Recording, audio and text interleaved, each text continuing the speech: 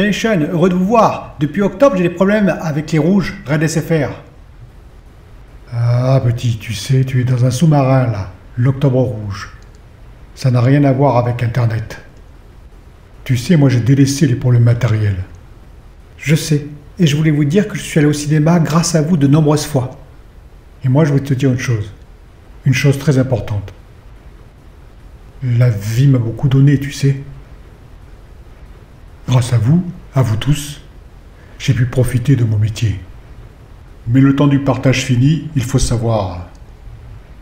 Bref.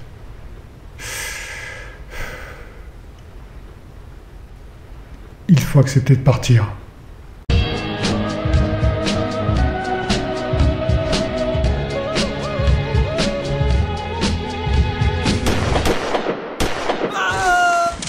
Bonjour les amis, j'espère que vous allez bien. Alors vous avez vu, j'ai tenu encore à faire un petit hommage à ma façon, à ma manière, Sean Connery, pour son grand départ on va dire. Et voilà, donc j'espère que vous avez apprécié cette petite marque, cette petite attention envers lui. Et la meilleure attention qu'on peut avoir, c'est finalement de regarder à nouveau l'un de ses films préférés, voire plusieurs. Comme par exemple ceux que j'ai cités la dernière fois, Indiana Jones, bien entendu, Rock, il y a aussi tous les James Bond, il y a aussi Au nom de la rose, Les Incorruptibles, et j'en passe.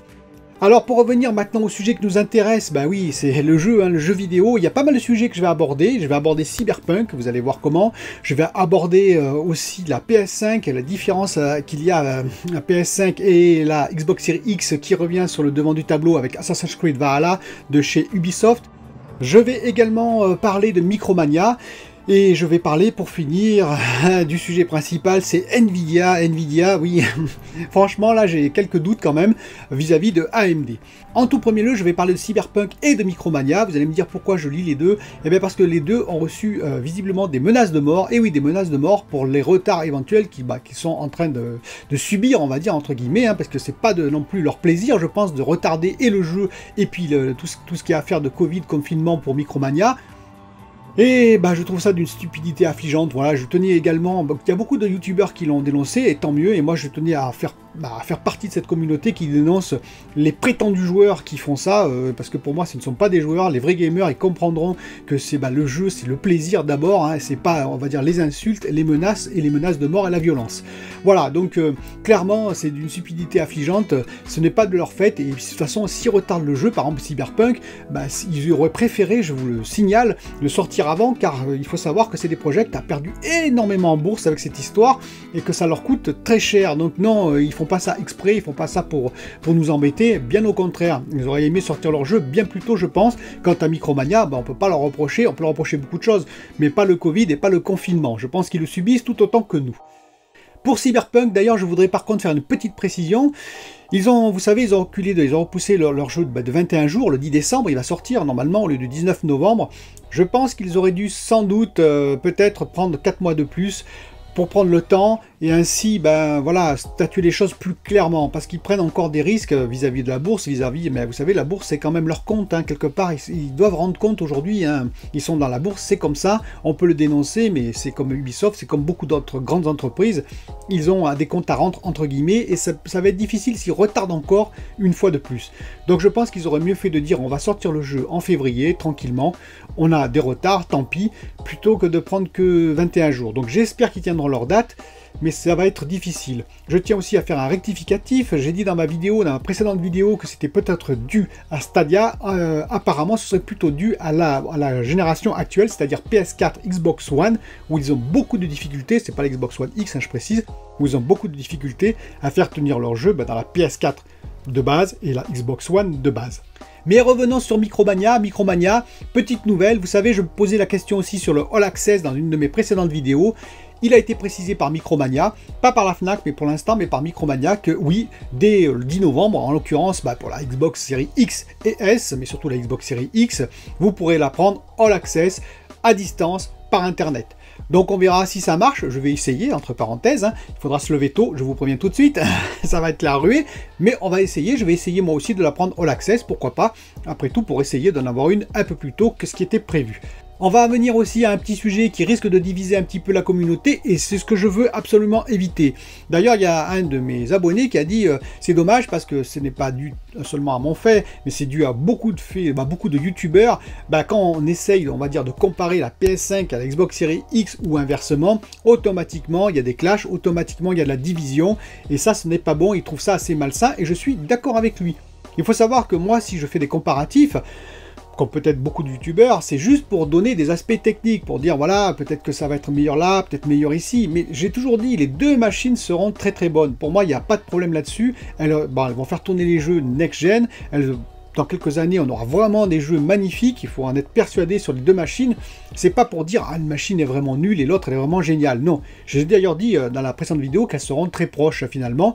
Il y a des différences d'un côté ou de l'autre, ça dépend. Par exemple, le SSD d'un côté, peut-être un peu plus sur le GPU de l'autre, mais ce ne sera pas des différences du simple au double. Je tiens à le préciser.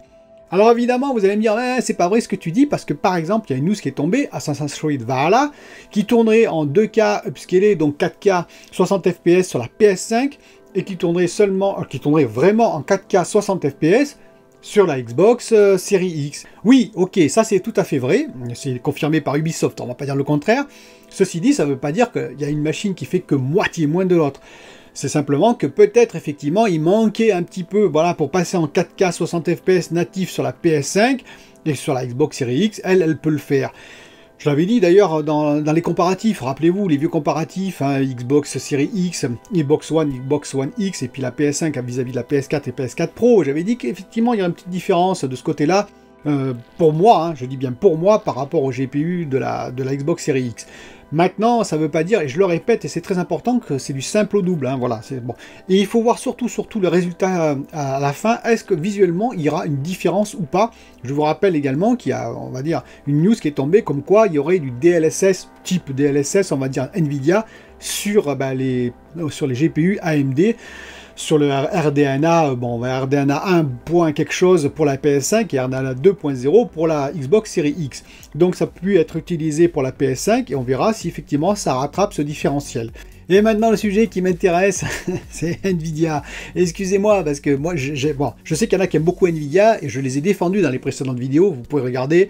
Mais quand même, il y a des limites, quoi. Je dirais que la RTX 3070 est sortie, enfin voilà, les prix arrivent, et on est à, alors tenez-vous bien, je vous regarde les premières cartes, elles sont à 650 €.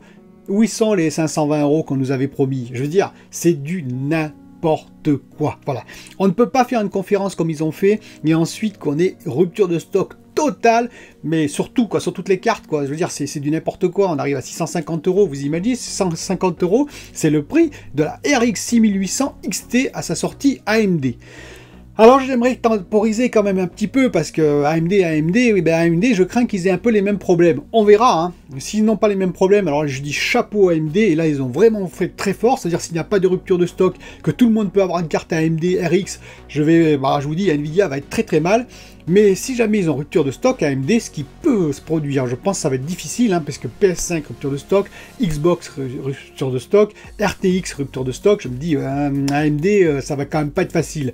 Sauf s'ils ont fait les stocks nécessaires auprès de TSMC avant, parce qu'ils peuvent l'avoir fait, hein, puisqu'ils sont prioritaires.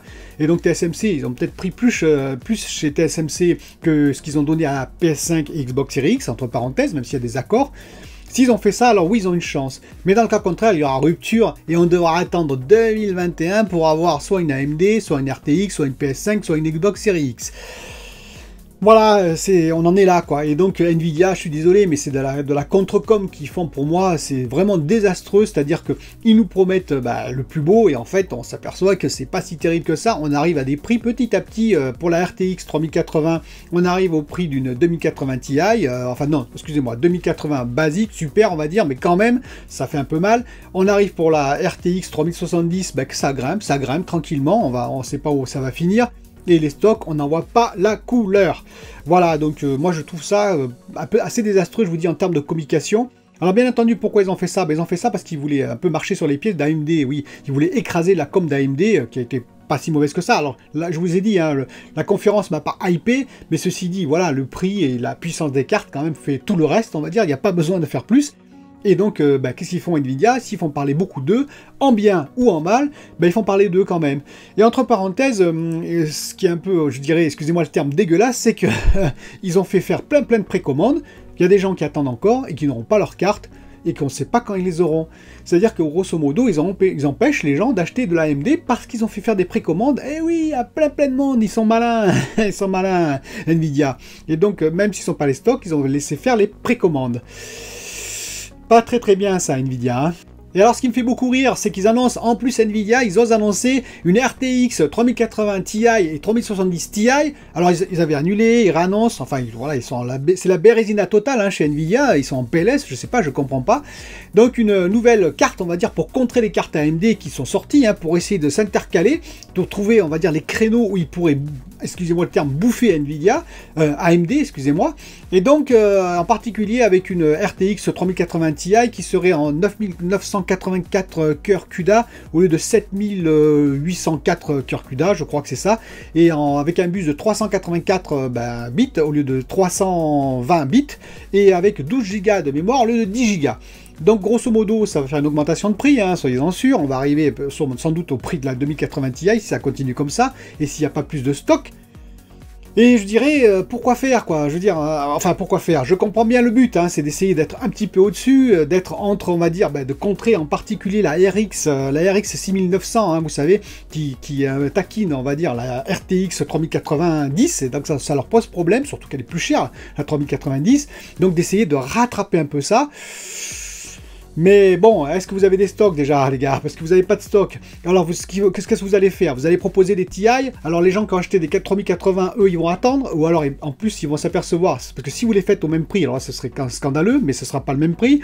Donc, si c'est 200 € de plus, est-ce que c'est bien? Vous avez compris, moi, j'ai un peu de mal avec cette politique où on sort plein de cartes parce que c'est l'affolement général. Je pense qu'ils auraient dû stabiliser, voir les résultats. Alors il est vrai que si on se fout un peu du ray tracing, parce que le ray tracing il y a chez AMD quand même, certes il est un peu moins puissant que chez Nvidia, mais il y a. Si on se moque du ray tracing, effectivement AMD peut paraître très intéressant. Je vous répète, les cartes elles sont peut-être pas dispo non plus, hein, faut faire attention. Après moi je le répète, il y avait la technologie DLSS 2.0 de chez Nvidia qui était très intéressante. On va voir ce que propose AMD, apparemment ils ont une technologie DLSS hybride on va dire. J'avais aussi, et surtout le broadcast, bon ça c'était intéressant le broadcast pour moi, hein, effectivement qu'il n'y en a pas chez AMD, mais c'est vrai que là, Nvidia, ça me déçoit un petit peu quand même, je vous l'annonce, voilà, réellement. Je voulais une RTX 3080, mais quand je vois la bérésina et comment ça prend, avec les proportions que ça prend, et la façon de communiquer de Nvidia, leur petite, on va dire, magouille, entre guillemets, parce que les cartes, ils annoncent qu'il y en a, il n'y en a pas. Ils annoncent une deuxième fois qu'il y en a, ils ont pris paraît-il, des revendeurs officiels, il n'y a rien du tout, et ils reçoivent rien. Je me dis qu'ils annoncent clairement qu'ils ont des problèmes de prod. Au final, voilà, que ce sera l'année prochaine les points finaux, mais ils veulent pas l'annoncer, parce que AMD est là, et AMD va leur griller la place, et c'est ça qu'ils veulent pas. Eh bien, écoutez les gars, vous avez qu'à mieux vous préparer, c'est tout ce que j'ai à dire. Dites-moi ce que vous en pensez dans cette vidéo, et je vous dis à bientôt pour une autre vidéo.